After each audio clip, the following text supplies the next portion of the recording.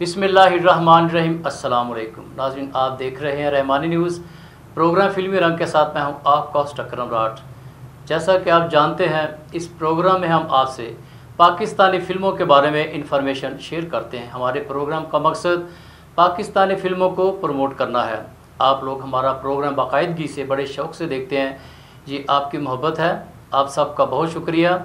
कुछ दोस्तों की कॉल्स हमें बहुत ज़्यादा आती हैं और जिस पे ज़्यादा कॉल्स आती है और चंद नाम हम उनसे पहले चूज़ करते हैं और उनका नाम हम लेते हैं।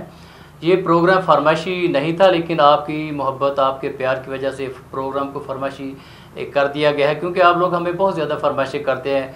फ़लाँ फ़िल्म मेरी पसंदीदा है, फ़लाँ गाना पसंदीदा है, फ़लाँ म्यूज़िक डायरेक्टर पसंदीदा है, उसके बारे में प्रोग्राम करें। तो आपकी खुशी की खातिर हमें सब कुछ करना पड़ता है, क्योंकि आज के दौर में किसी को खुशी देना भी बहुत बड़ी बात है। आज हम आपसे बात करेंगे पाकिस्तान फिल्म इंडस्ट्री की नामवर पेयर नीली और जावेद शेख पर।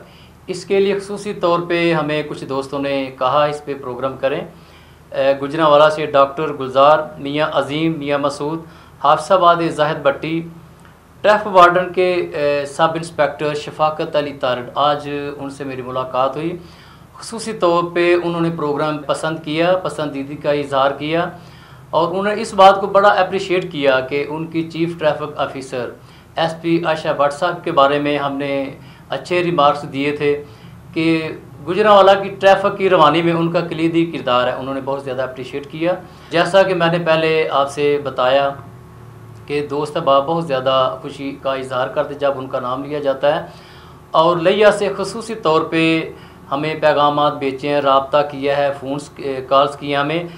चौधरी अब्बास और दोस्त मोहम्मद साहिब, ये दोनों भाई हैं और आपस में प्रोग्राम के बारे में, फ़िल्मों के बारे में डिस्कस करते हैं और उसका जो नतीजा होता है, निचोड़ होता है, हमसे रब्ता करते हैं और उस पर काफ़ी देर तक ख़ुसूसी तौर पे अरशद खोखर साहब काफ़ी डिस्कस करते हैं।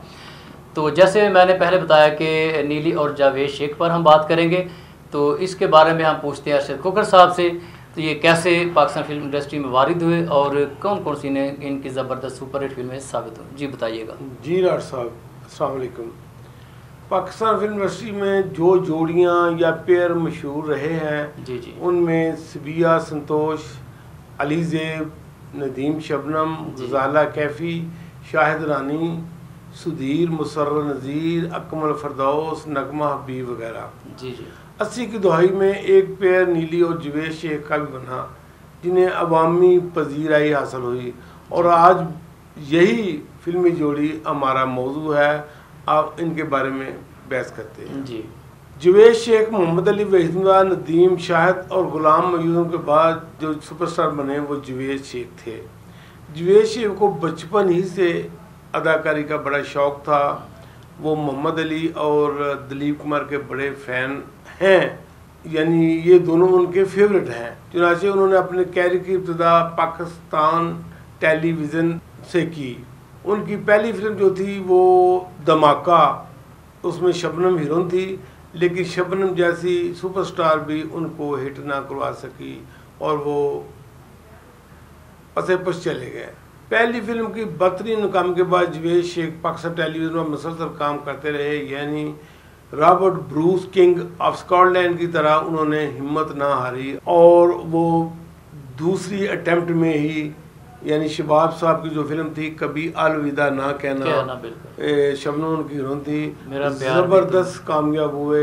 ये फिल्म गोल्डन जुबली कर गई और जावेद शेख की फिल्म इंडस्ट्री में धुआंधार एंट्री हो गई। ये वो साल था जिस साल वहीद मुराद इस दुनिया से कूच कर गए।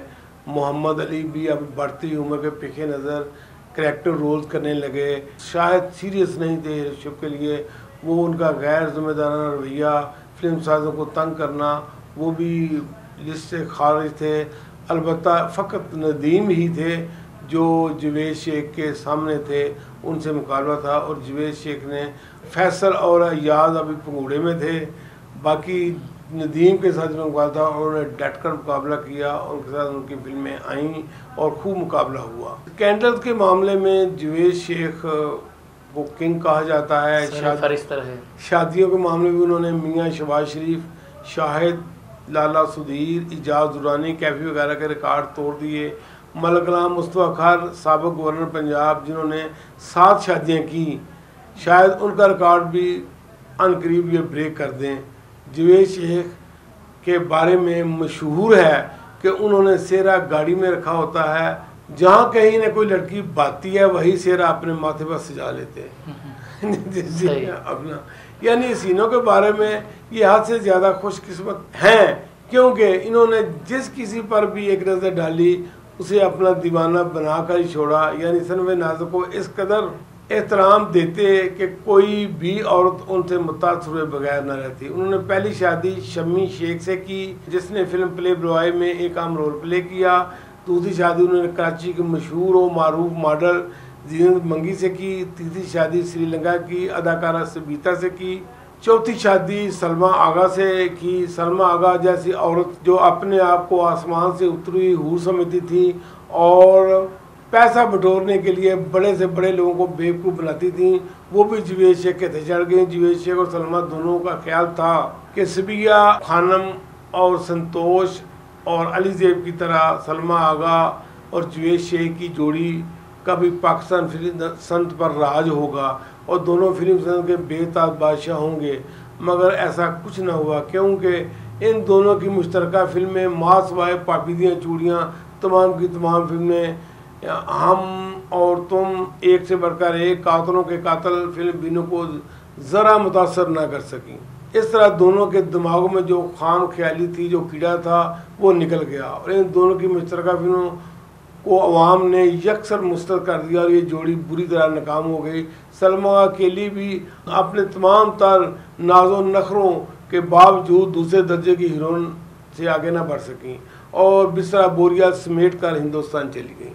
जवेद शेख का आसानी से हार मानने वाले थे, वो भी सलमा आगे पीछे हिंदुस्तान चले गए, लेकिन सलमा आगा ने वहाँ इसको घास ना डाली और ये हाथ मारते हुए वापस आ गए।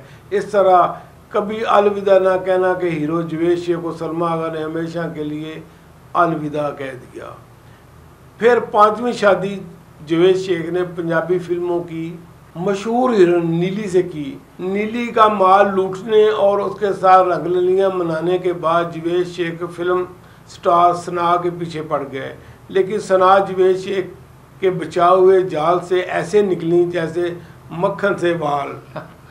सबिया समझ में नहीं आता कि जवेद शेख ने कौन सा कुश्ता खाया हुआ है या कुछ सांप लड़ाया हुआ है। एक लाइव शो के दौरान जब कंपेयर ने जवेद शेख की शादियों के बारे में पूछा तो वो कहने लगे खुदा का करम है बात अब तक बनी हुई है, उन्होंने हंस कर टाल दिया। जवेद शेख इंडस्ट्री का एक बड़ा नाम बन चुका है, क्योंकि पट्टी बरादरान और जरी बरादरान की तरह जवेद शेख की सारी फैमिली शोबिज़ से मुंसलिक है। जैसे भाई सलीम शेख, बेटी मोहल शेख, बेटा शहजाद शेख, बेनोई बेरोज सब्ज़वारी वगैरह, यानी पूरी की पूरी फैमिली टीवी और शोबे से मुतल्लिक है। बिल्कुल। जवेद शेख ने बतौर प्रोड्यूसर पाबीदियाँ चूड़ियाँ, ये दिल आपका हुआ, चीफ साहब और मुश्किल जैसी फिल्में बनाई, जबकि मेहंदी, जंजीर, गरीबों का बादशाह, काले चोर, मैडम बावरी और बॉबी जैसी हर लिहाज से बेहतरीन फिल्मों में काम किया। आज भी वो धड़ाधड़ काम कर रहे हैं, यानी किस्मत की देवी उन पर मेहरबान है। इस वक्त उनकी उम्र 70 साल के करीब है, लेकिन बढ़ती हुई उम्र उन पर असरअंदाज नहीं हो रही और वो मुसलसल काम कर रहे हैं। लोग उनका काम पसंद कर रहे हैं तो वो काम कर रहे हैं। ये थी जवेद शेख कहानी। अब आते हैं नीली के बारे में। नीली ने यूनुस मलिक की फिल्म आखिरी जंग से, जो बड़ी superhit film, mega cast film थी और सुपरहिट भी रही, डायमंड जुबली उसने मनाई, उससे नीली ने अपने कैरियर का आगाज़ किया। उसमें वो गुलाम मोहिउद्दीन और सुल्ताना की हीरोइन थी। खुसूसन उन पर 2 पिक्चराइज गाने, कड़िया वे कड़िया, बोल अड़िया और तेरी हिकदा सराहना होवे तो मौसम दीवाना होवे, उन पर फरमाए गए और बहुत पसंद किए जाए। आखिरी जंग के बाद नीली ने पीछे मुड़कर नहीं देखा और सीना 420, मैडम बावरी, काले चोर, जो डर गया वो मर गया, चीफ साहब, इंटरनेशनल गुलीले, मुश्किल, सखी बादशाह, मर्द जीने नहीं देते, आखिरी मुजरा, बख्तावर वगैरह जैसी फिल्मों में काम किया। अगरचे नीली कद काट के लिहाज से अजमन और सामा नादरा के मुकाबले में काफ़ी पीछे थी, लेकिन खूबसूरत चेहरा, बेहतरीन खदोखाल, दिल मोह लेने वाली मुस्कुराहट, मोती जैसे दांत और फनकाराना सलाहियतों के बलबूते पर फिल्म बिनों पर राज किया। फिर अचानक जवेद शेख के हथे चढ़ गई। हालांकि नीली को मालूम था कि जवेद शेख को लेडी किलर कहा जाता है और वो याह्या खान, दर्पण, शाहिद और कैफी की तरह सर्वे नाज़िक के बड़े दिलदादा हैं। बावजूद इस सब बातों को जवेद शेख से उन्होंने शादी की। शादी के बाद नीली जवेद शेख की असलियत का पता चला जब वो अपनी तमाम जमा पूंजी और अपनी जवानी लुटा चुकी, तो अब पछताए क्या हो जब चिड़ियाँ चुग गई खेत।